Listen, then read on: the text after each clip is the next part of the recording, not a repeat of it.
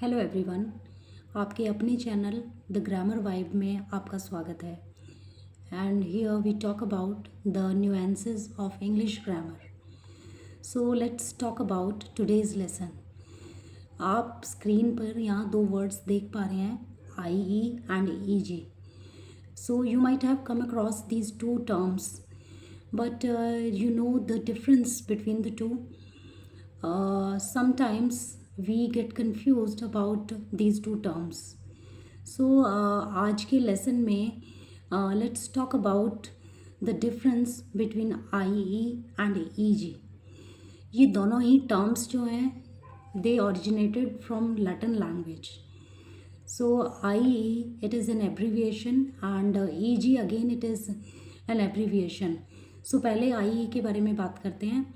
आई एक एब्रीविएशन है जो लैटिन इड एस जो वर्ड है उससे लिया गया है और जिसका मतलब होता है दैट इज़ और टू से, कुछ कहना, और you can say to clarify.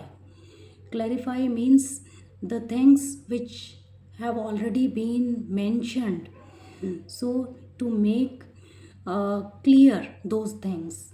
Example से आपको क्लियर हो जाएगा, जैसे I like green vegetables, that is I E that is those rich in iron means we are putting some additional detail of these green vegetables.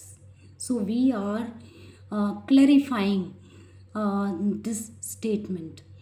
I like green vegetables. That is IE stands for that is. सो जो कॉलिक्वल English है उसमें हम इसे आई ई ना बोल के हम उसे दैट इज़ बोलेंगे। So I like green vegetables, that is those rich in iron. So next talk about the next abbreviation E G. E G stands for exempli gratia. Sometimes it is pronounced as gratia, gratia also. और इसका जो मतलब है वो for example है, for the sake of example और for example. और इसका जो यूज़ है वो बहुत ही सिंपल है, जहाँ आपको बहुत सारी चीज़ें दी गई हों उनके साथ इसका यूज़ होता है। So it is used before a list of things. So through this example it will get clear. I enjoy outdoor activities. E G stands for example. So for example, hiking, biking and mountaineering. So I enjoy outdoor activities. यहाँ पे जो hiking biking जो ये activities बताई हुई हैं ये इनको क्लैरिफाई नहीं किया हुआ। इनफैक्ट एक और डिटेल बताया गया है कि कौन कौन सी एक्टिविटीज़ हैं जो मैं इन्जॉय करता हूँ या करती हूँ।